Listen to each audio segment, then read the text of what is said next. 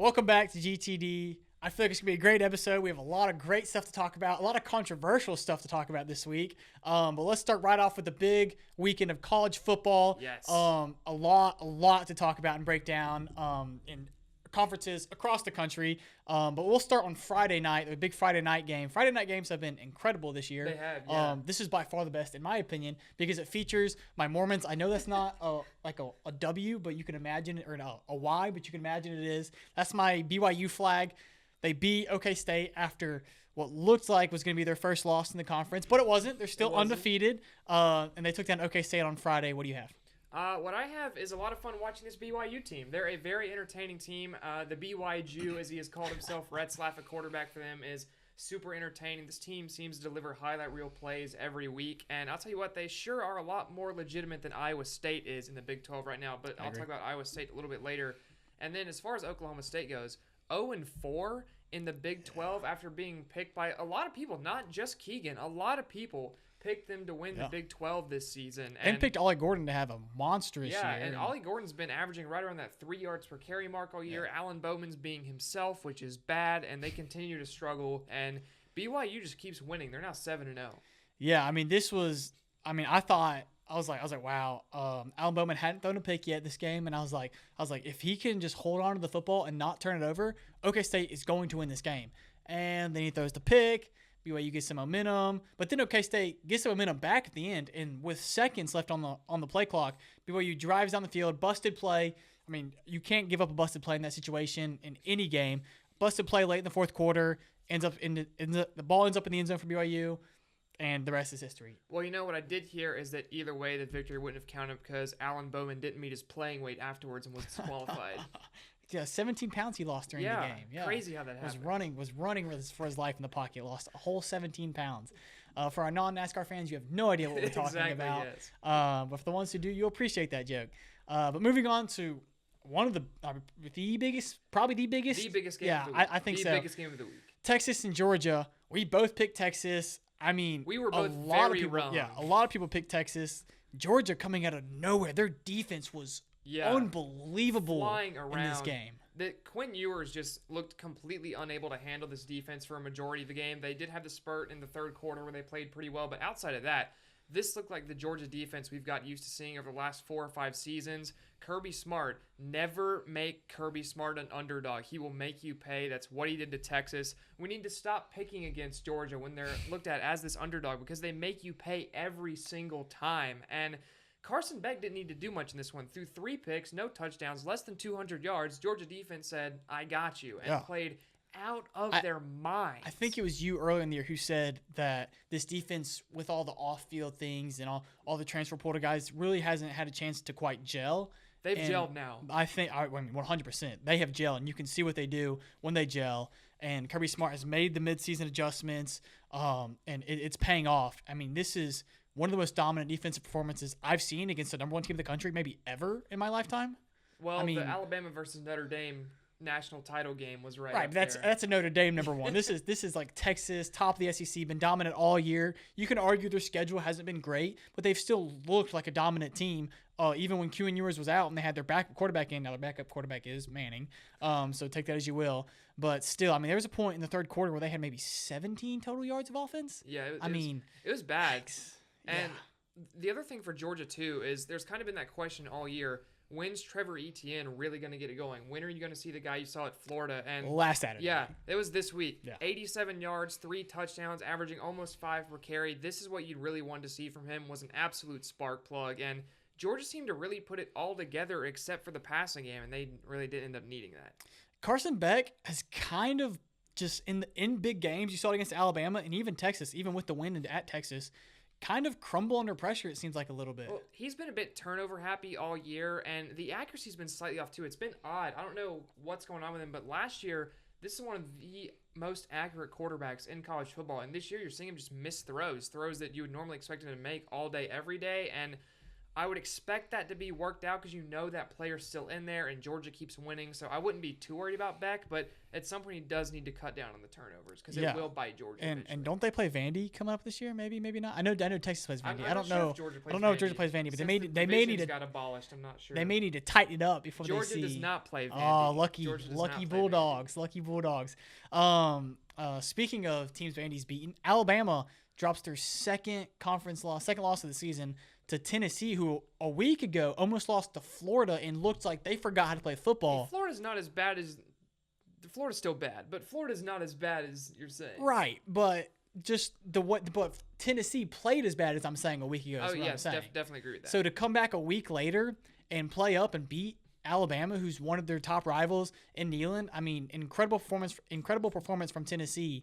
But Alabama, I mean, Jalen Milroe, a guy who was supposed to win the Heisman coming into this year and who loved in-game moments, the 4th and 31, just loved moments like that. Georgia earlier in the year with the connection to Ryan Williams. I mean, since the Vandy game, what's happened to this kid? Did he lose and just kind of go, I don't know what to do? I don't think it's that. I think he has quietly played 2 great defensive lines back-to-back. I know people are going to be saying the Tennessee defensive line's not quietly good. They're elite. They're incredible. This Tennessee defense is incredible overall, but the South Carolina edge duo of Kyle Kennard and Dylan Stewart is right up there for one of the best in the country, and they really showed out versus Jalen Milroe. They had him running all over the place, and my whole reasoning for thinking Alabama was going to win this game, I didn't think Tennessee would be able to contain both aspects of Jalen Milroe, and they did. Both. They held him to 11 rushing yards. I know sack adjusted in college, so it's a little bit different, but still, 11 rushing yards, and then he threw 2 picks as well, including the one that sealed the game. So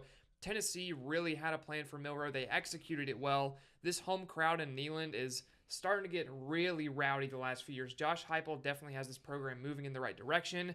I have a couple worries about Nico Iamaleava right now. The overthrown balls are really an issue for him. None of these quarterbacks looked elite in this game. This game was not won by one of those quarterbacks. Yeah, the overthrows seem to be a real issue for Iamaleava. But the thing with Tennessee is, if Iamaleava's not on, just give it to Dylan Sampson 30 times like they did in this one. He put up 139 and 2 touchdowns. So they will run right through you. They will stop you with their defense. This team looks like it's kind of old school SEC football from Tennessee this year, and it's working out for them. And I know they play Georgia. That's going to be an absolutely massive game in Sanford Stadium when they play them.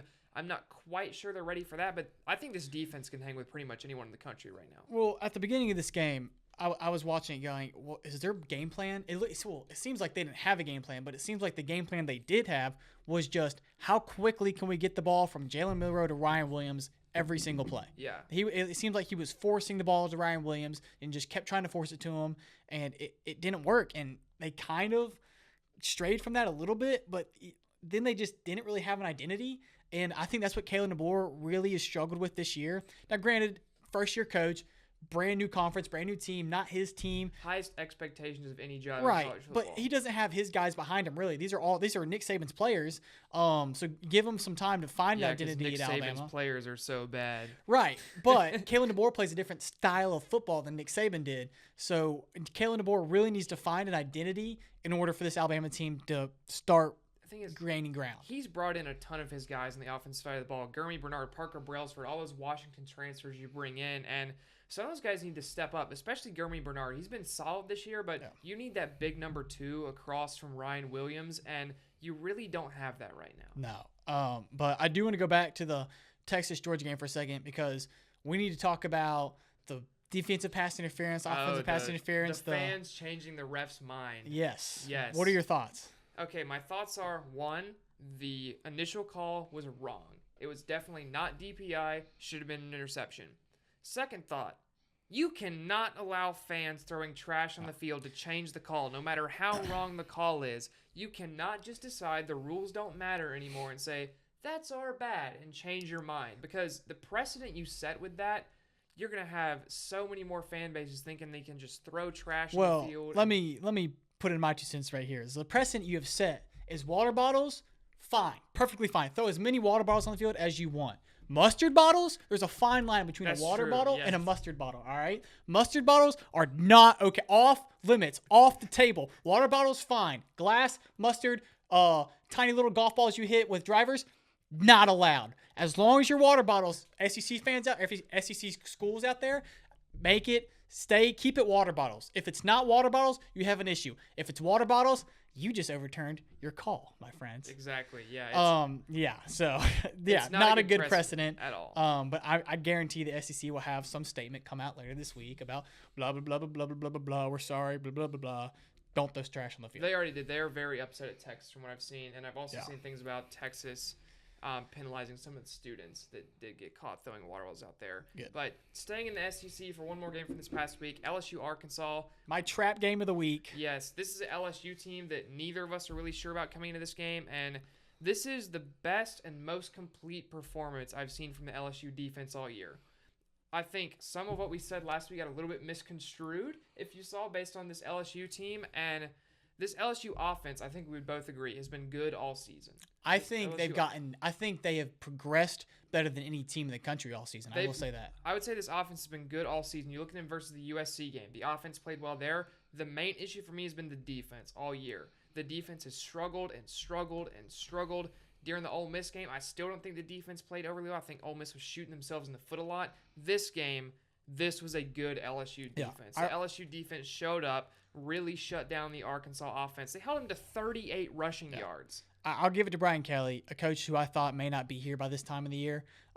Maybe other than, Kirby Smart definitely has more talent in Georgia, but you have an argument between Brian Kelly and Kirby Smart as the two SEC coaches that have made the most mid-season adjustments and progressed better than any team. And right now I'm giving it to Brian Kelly. I think he has been the better mid-season coach I would toss in the conference. As much as it pains me to say it, I would toss in Billy Napier for that. I would too. You look at the Florida team that showed up versus Miami versus the Florida team that just obliterated Kentucky. And I know Kentucky's not great, but that Kentucky defense has been stout all year. And Florida hung 48 on him. Billy Napier has saved his job. He's not going anywhere at this point.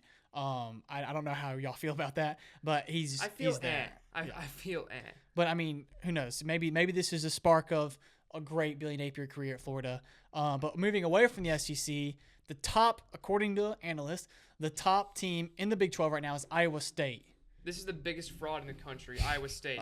Let's run through the Iowa State schedule right quick for those of you who are not familiar. So they beat North Dakota by a couple scores. It's North Dakota. They beat Iowa by 1 point. They've beat Houston. They've beat Baylor. They've beat West Virginia. And then they have this game versus UCF. They've also beat Arkansas State. This game versus UCF, they should have lost. All day, every day, should have lost. It came down to less than 1 minute left. Rocco Becht getting over the goal line, 1 yard rushing touchdown. They survive. And when I look at this team versus BYU just looks so much more complete. There's so much more firepower on that team. I know Iowa State keeps finding a way to win. I think a lot of that's due to Matt Campbell being an outstanding coach up there in Ames, but I'm not sold on this Iowa State team whatsoever. I don't know who they play next. They get Texas Tech next. I think that'll be a solid test, actually. Texas Tech has been pretty solid all year until they got embarrassed by Baylor, which was another weird thing this past weekend, but Iowa State's schedule is so soft the rest of the way. They get Texas Tech, but then at Kansas, who is much worse than expected. Cincinnati's okay. They go to Utah. Utah, way worse than we expected at the start of the year.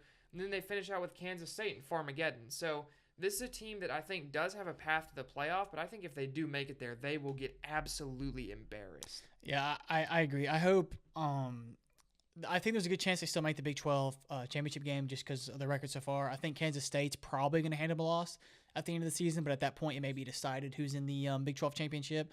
But I don't think it matters because whoever has to take on BYU is losing. Now, they can still make the playoffs with the 12-team format. They just won't get that bye in the automatic bid, and there'll be a quick exit. And let me say, 7-0 is 7-0. Credit for winning the games in front of you. That's all you can do. All you can do is win the games in front of you, but if you're telling me this team is right there with Clemson right now, no way. And they've been ranked either ahead of or right by Clemson all year, and I think Clemson would beat Iowa State's brains in if they played tomorrow. Ooh, hot takes for Micah. What else is new though?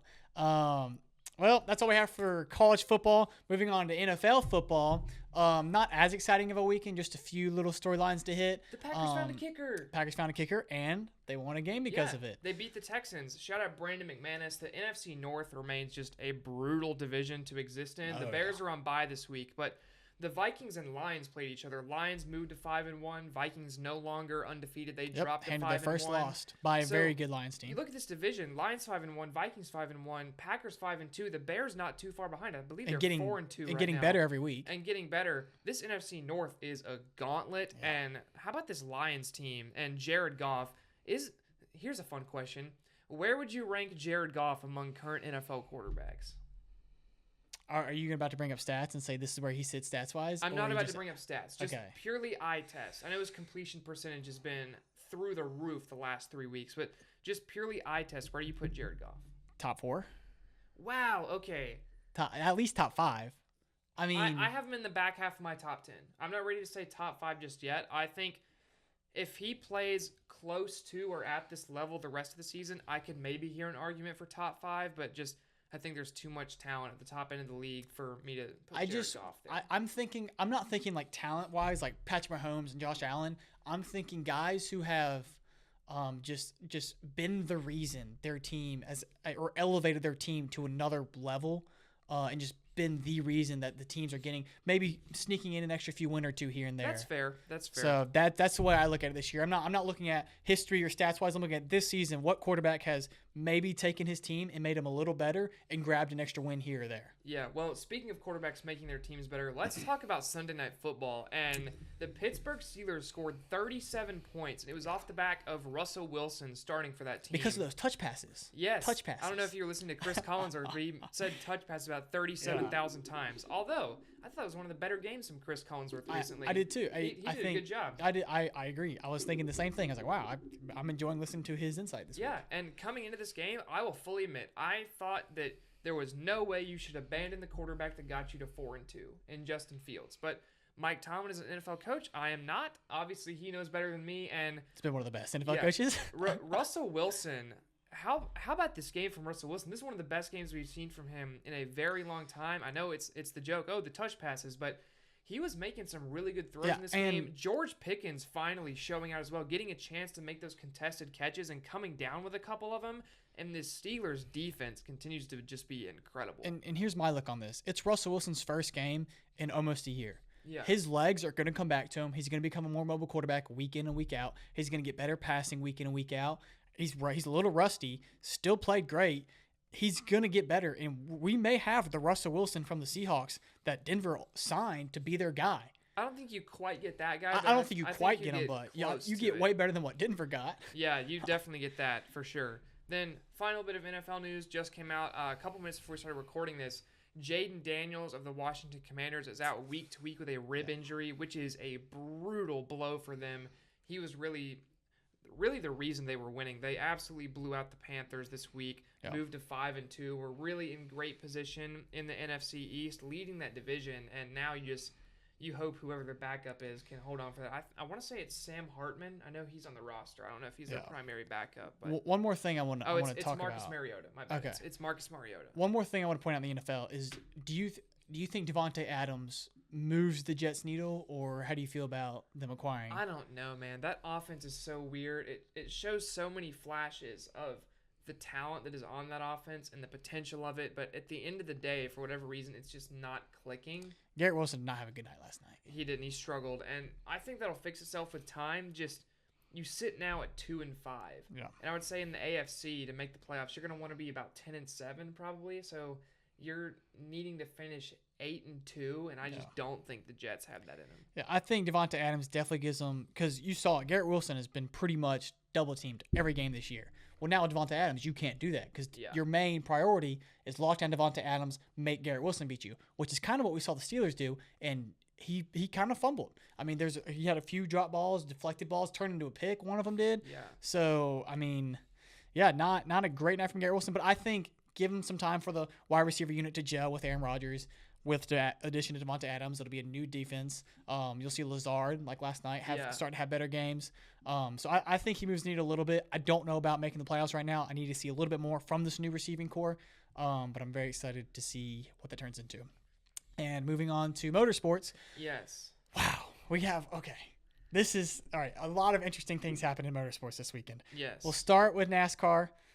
Race at Las Vegas. Oh my gosh. Bell won the pole. Micah picked Bell, so we knew, okay, something weird is going to happen for him not to win this thing. I can't get a correct pick to save my life. I thought, so the last time I got one right was in Loudon. It was Christopher Bell. I was like, we are so locked on. Christopher Bell's back in the Ream Corps. I've picked him. He's won the pole. He didn't win stage 1 because Tyler Wright did. I was super happy. Many things went wrong with that. We'll get into that in a minute. But then Christopher Bell wins stage 2. Super dominant car.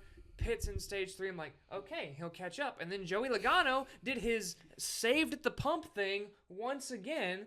And Christopher Bell finishes a second and a half short of this win. And that was the fastest car of the weekend by far. Yeah, 100%. And just great strategy from Paul Wolfe and Joey Logano, but dang it. Yeah, right now, Paul Wolfe is my crew chief of the year. Logano has pulled this little move a few times this year, and 2 of his wins have come from fuel saving like this. Yeah, when we were at the RFK shop last week up for the Roval, there was a display of the Roush H engines, and I didn't see the extra fuel thing they hide behind these for whatever secret devil magic Joey Logano keeps using. Man. But this is, so Logano wins at Las Vegas, burnout. It's a Logano burnout, so it's rated pretty highly. Gave it an 8. I'm giving it a 7, only because he finishes burnout. Dave Burns was walking up to do the interview. Like, if the car's pretty much in neutral at this point, like, he's about to get out and goes, oh, let's just keep burning out. So just, like, drives off and does another burnout. So I deducted a point because we've seen it. I've said it time and time again. You don't get a million chances. Your first chance was good, though. Like, it wasn't like Ross Chastain where it was like, well, what are we doing? You had a good first burnout. So I'm giving it a 7, but a solid burnout. So, yeah, he wins, locks himself, eliminated last Sunday as far as racing goes. Eliminated. A few hours later, comes out, Alex Bowman, disqualified.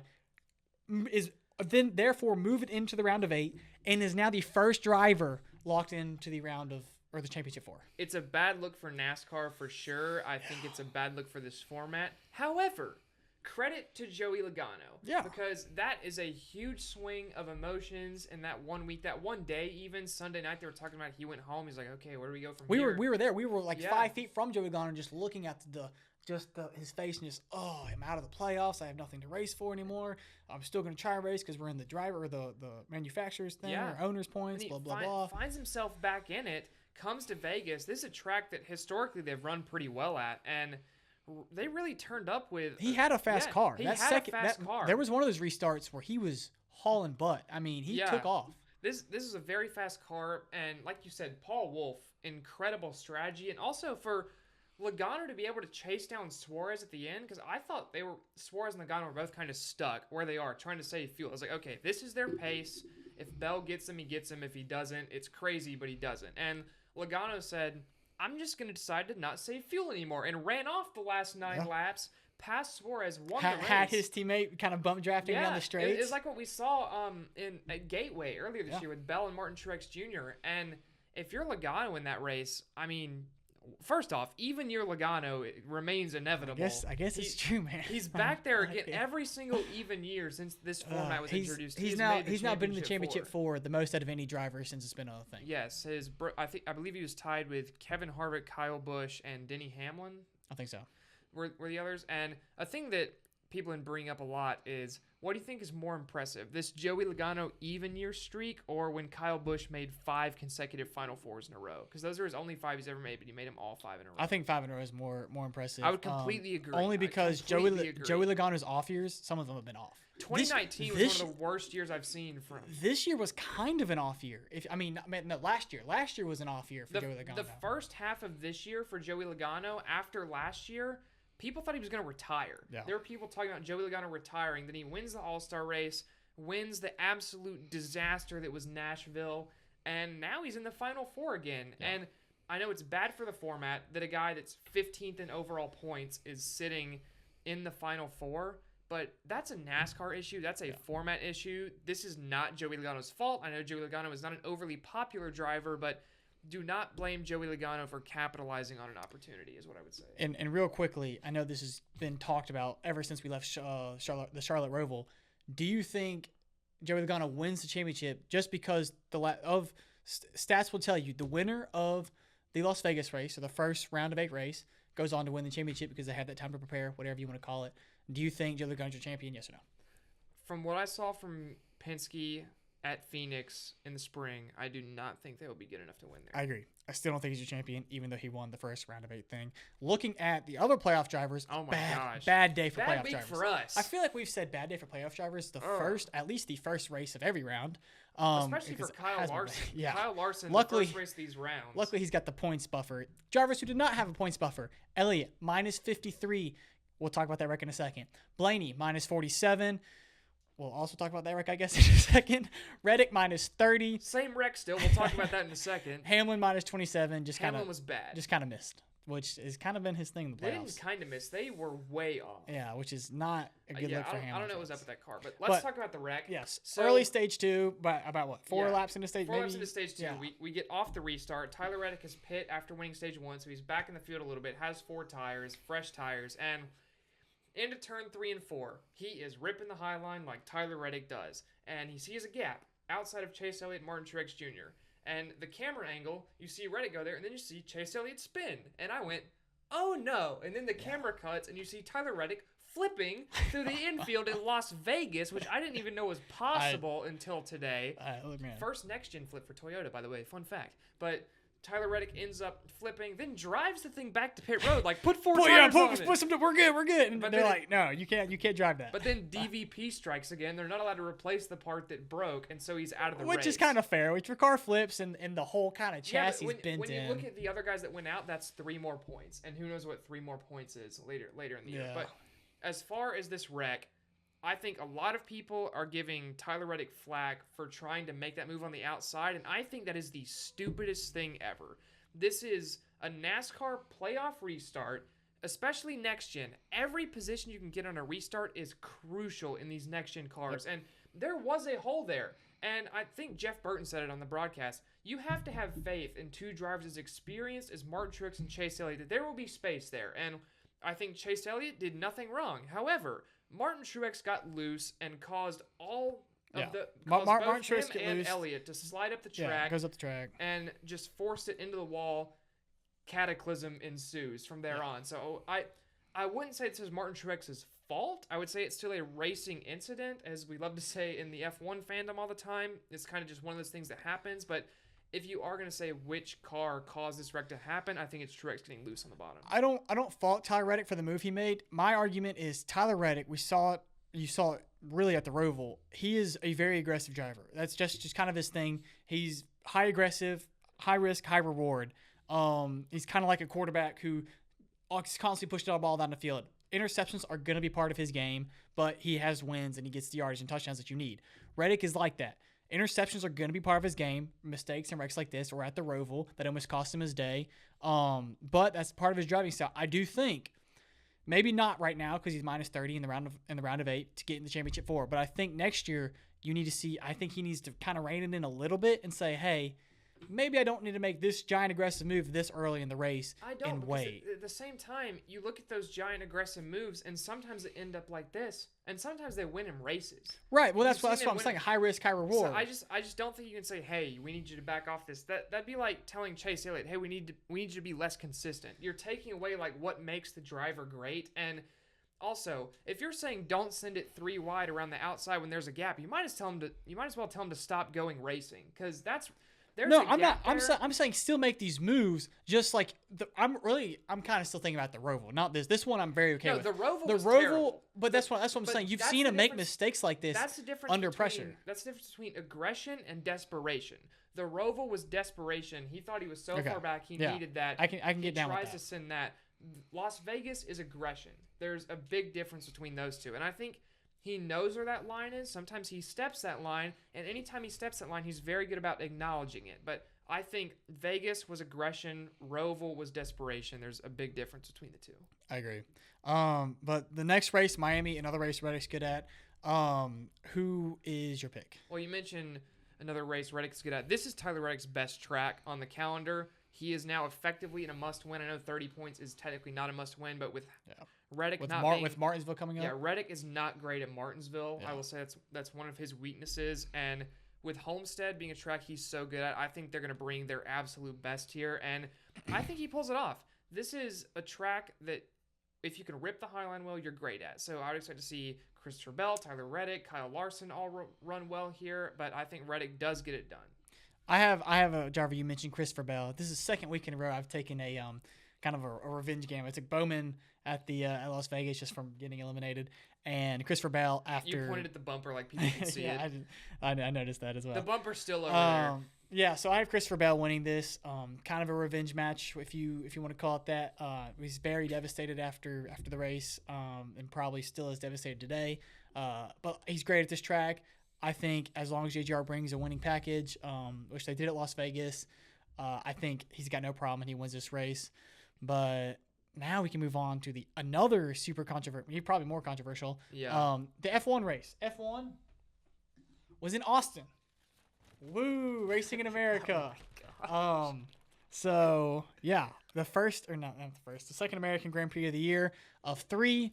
Austin, always a star-studded cast, always a good race. A lot of eyes on the race, and wow, this one, depending on how you look at it, was entertaining. I would say it was very entertaining because Yeah. Charles Leclerc drove off, left everyone, won the race. I had a great time. Yeah, Go Leclerc. as usual, this whole race was decided in one exhilarating turn. Turn 1, Leclerc got lucky with Norris and. Okay, got a little bit lucky, but also. Okay, let me switched finish, back to Micah. dreams. Lando Norris, Verstappen were kind of just going at it, forgetting there's other drivers on the track seemingly, and just running wide. And there's Leclerc who lined up inside row 2 and was like, "Hey, there's a window here. I'm gonna take it." I will say, Carlos Sainz had the fastest car all weekend. That's If why you I couldn't switch, close in on Leclerc at all. The if you final switch 10. Carlos Sainz and Leclerc, who wins that race? Leclerc, because he had better race pace. He drove away. Like, Carlos Sainz Yeah, stuck but behind that's 'cause- Verstappen for forever. And then you look at when they did both get together on that last stint, Sainz closed in a second, and then Leclerc was like, no, and pulled it right back out again. I think Carlos Sainz is better in sprints than Charles Leclerc. I will give you that. Carlos Sainz is better over a short sprint, but Charles is consistently better at these races. That's why he's so But far I ahead in the think if you get championship right Sainz in front of Leclerc, he can hold him off now. well enough. I completely disagree. In a But full-length race. here's my. I don't really Leclerc, Sainz winning the race. Whatever, cool. Ferrari 1-2 podium. I'm okay with that because they were the best 2 cars. I think. My issue is later in lap 1, Sainz and Verstappen are going back and forth. Sainz kind of runs wide in turn 7 or 11? What? So I think it's turn 12. Turn 12. Yes. Turn 12. Into turn 12, Verstappen almost goes into the gravel and then passes Sainz. And then later in the race, when him and Norris are doing the exact same thing, he is complaining like a whiny baby on his radio, saying, "Oh, he's got to get that position back. According to the announcers, the kid just was on the radio constantly. He's got to give it back to me. Give me my position back." Like, dude, you did the exact same thing so lap 1. Even worse than that lap 1. Let me and then introduce Norris you- gets a 5-second penalty. I hate the FIA. Let me introduce you to the dumbest rule in motorsports, and it's F1's ahead at the apex rule. No one knows. What is the apex? That's the thing. No one knows what the apex is. So it's Every completely driver up has to a the different judgment apex. of the stewards. And for that Verstappen-Sainz move, the reason that's not a penalty is because Sainz is behind Verstappen at the apex of the corner. Give me a break. Yeah, but Verstappen track limits. FIA is the Okay, so the thing is, when Sainz is behind at the apex, it's considered he forces Verstappen off the track. That's what it's considered. And so I will say yes, he might have forced him off the track. He didn't force him into Oklahoma. See, but if you're Verstappen knows the regulations very well. It's part of makes him such a good driver, and he knows he can say, "Oh, well, he forced me off," especially if he exaggerates it. Look at what Fernando Alonso did when Fernando Alonso was younger. It's that type of savvy driving that makes these guys so good. The Lando Norris penalty was a penalty. He was not ahead of Verstappen at the apex. It's a penalty. The one that I would say they got wrong is the George Russell penalty. I think they know they got that wrong. That as well. was ridiculous. If we're penalizing cars for that, we just never need to send anyone side by side into turn 12 ever again. But also, I think part of it is you look at the nature of these corners here. There's a lot of these triangle-shaped hairpins at COTA, and those lend themselves to drivers washing out wide to just follow the racing line. Yeah, So I do want to applaud. I want to applaud the race between Verstappen and Norris for those few laps. That was great, good quality racing. I want to applaud Verstappen. I think Lando Norris did an absolutely terrible job. He never changed up his move. He did the same thing every lap. And he waited in the same. There was one point where he was less than half a second down going onto the backstretch and did not send it. If those are reversed and Verstappen has less than 5 seconds coming off that corner, they might finish in a heap in the barrier, but they're not staying single file through there. Yeah. Lando Norris has got to be more aggressive. If you want to win a championship, you have to dive it on Max at some point down the inside. I think in the back of his mind he had, Verstappen's gonna race me super aggressive, and he didn't want to get tangled up like they did early in the year. Well, then you've lost. If you can't take a guy side by side because you're that intimidated, you're never gonna beat him for a championship. I agree, but he did ultimately. I mean, you can argue the penalty, yes or no. He did ultimately pass Verstappen illegally. Right, he still passed him illegally, and he should have. If he had driven off a second more, the penalty doesn't matter. Which I think that's the ultimate fault of Norris, is not getting the 5 seconds, planning on the 5 seconds and getting ahead. So then do that exact move 5 laps earlier. No, drive away. I'm with you. It's indecisiveness. It's repetitiveness. He can't seem to just put his foot in and make a move. And I don't want this to sound like I'm hating on Lando Norris, because I think he's an incredible driver. But at some point, if you want to win a championship, you have to go for these moves. I think he went for the move. I don't think it should have been a penalty. But welcome back to the ahead at the apex rule. Yeah, whatever. But other news: Liam Lawson Oh my gosh, what a race from Liam Lawson! Yeah. Starting at the back of the grid, had the penalty, got up, and then after his pit stop, comes out ahead of Tsunoda, and Tsunoda's like, "How has this happened?" He was on the radio like, "How has this occurred?" And if that's where it's a good thing I'm not a race engineer, because I would have been like, "It's because he's way faster than you, Yuki." Yeah. But Liam Lawson, what a race to finish P9 after starting way back there. He finished 11 seconds off Perez. If he doesn't have that penalty, he beats Perez in his first race back in F1 since last year. He was incredible. Franco Colapinto as well, getting a point in that Williams P10 when Alex Albon was absolutely nowhere. He's driving really well too, and this just goes to show that I think we've talked about before the lack of like maybe a big star in F2 right now. I think it's because all those guys are so good. You're just bringing in random. There's not enough plates to go around the table. Yeah, you're bringing in just random dudes into F1, and they are absolutely whipping their teammates. Yeah. And both of these guys had an incredible weekend. Massive shout out to both of them. But next week, F1 heads down to Mexico. Sergio Perez's home race. Maybe finishes top 5. I don't know, but maybe top 10. Yeah. What's your podium prediction? I have Verstappen. I think the Red Bull's gotten better over the break. You saw that in the sprint race, how dominant that was. So I have Verstappen. Then I have Sainz, and then Leclerc, because Ferrari, to our surprise, was probably the best manufacturer in Austin. While bringing no upgrades, by the way. Right. Showed some great speed. I liked what I saw. So I'm going Verstappen, Sainz, and Leclerc as my top 3. I'm going Leclerc first, and part of it's because I think the McLaren might struggle a bit here. You talked about how McLaren was at COTA. They were a little bit slower, and a lot of that was to do with McLaren talked about we are weak in these heavy braking zones. There's a lot of them at COTA. There's a ton of them at Mexico too. Yeah. The longest straight on the calendar down the main straight at Mexico. Huge braking zone there. The huge braking zone after the first chicane into that second chicane, then down the backstretch into the stadium section. A lot of heavy braking here. I think it's going to favor the Ferraris. So I have Leclerc first. I have Verstappen second. Even when Red Bull was not the fastest car, they were always good at Mexico. Always. Verstappen showed his incredible talent this weekend. Yeah, Verstappen is just the best driver in the sport. He is the fastest driver in the sport right now, and I think he comes home P2. I'm sending Lando Norris P3 because even though there are a lot of heavy braking zones here, you still need that downforce. The higher altitude of Mexico, the downforce becomes more important than it would typically be at a circuit built like this, and I think that will favor the McLaren at least a little bit, so give me Lando Norris to come home P3. Well, we'll have to see, since there's not a 4-week break between these races. Finally. They race this weekend. And finally, moving on to the MLB, before we get into the World Series, we do have another bat flip of the week, because this was so incredible that when I watched it, I fell in love. Joe Kinsey Noel's bottom of the 9th, 2 outs, 2-run blast, and just, big Christmas, big delivery. Yeah. Dude, this guy just obliterates it, and then just in his backswing just kind of flings the bat and just kind of pokes his chest out like, yeah, I just did that. I'm the guy. Struts the bases, is incredible. The Juan Soto celebration was good and arguably a bigger moment. However, I just loved this. It was a pinch hit at bat. Yeah. Everything about it was just magical. Bottom of the 9th in Cleveland. It was fantastical, and I loved every second of it. But the World Series is set. Yankees did beat the Guardians, and the Los Angeles Dodgers ended the grimace run of the New York Mets in a Game 6, which I wish would have gone to a Game 7, but it did not. So alas, here we are with the Dodgers, Yankees, the two evil empires. Yes, the two evil empires going at it. I would love to know I'd love to know your thoughts on the whole FIA penalty stuff. So leave that in the comments. But also, do you want a winner of this World Series? Are you a Yankees or Dodgers fans, or do you want both of these teams to not win? I don't know if that's possible. Right? Yeah. Rooting for the meteor. The meteor. But who are you taking? Okay, this is gonna sound weird because of my hat. I'm taking the Yankees. I think the Yankees win it. I'd rather the Yankees win it than the Dodgers. So give me the Yankees. I think they're hot. They have the firepower. I know Dodgers have firepower, but the Yankees' firepower is turned on right now with Giancarlo Stanton, Judge, and Soto.